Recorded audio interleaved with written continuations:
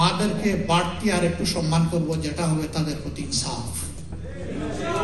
আমার মা, তিনি তার গর্ভে সন্তান নিচ্ছেন, সন্তানকে বুকের দুধ দিচ্ছেন, তার বুকটাকে সন্তানের জন্য বিছানা বানাচ্ছেন, এই সন্তানকে লালন পোষণ করছেন, আবার তিনি ক্ষেত্র বিশেষে একজন পেশাজীবী হিসেবে দায়িত্ব পালন করছেন। আমারও 8 ঘন্টা, তারও 8 ঘন্টা। এটা কি তার উপর অবিচার নয়? আমরা গেলে ইনশাল্লাহ তাদের কর্মঘণ্টা কমিয়ে দেব, তার সন্তানের হক আদায় করার জন্য এবং মা হিসেবে তাকে সম্মান করার জন্য। এটাই হবে তাদের প্রতি ইনসাফ, এটা কোনো দয়া নয়।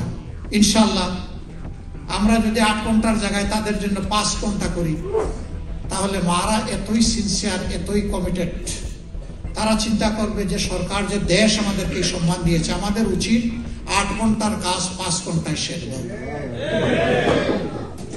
মানুষকে যখন সম্মান দেওয়া হয়, তখন সেই মানুষটা পুরুষ হোক মহিলা হোক, তার সমস্ত যোগ্যতা উজাড় করে এই সম্মানের প্রতিদান দেওয়ার চেষ্টা করে। হচ্ছে আমাদের দাবি। অবশ্যই আমাদের এক বোন খুব মায়া করে বলেছে, আমি তো প্রবাসীদের ভোটের বিরোধিতা এই কারণে করেছি যে যা বুঝতে পারছে সব ভোট জামাত পেয়েছে। আরে যদি জামাত মানুষের মন জয় করে নিতে পারে, তা আপনি পারেন না কেন? আসেন না, এরা এসে আপনারাও প্রতিযোগিতা করেন।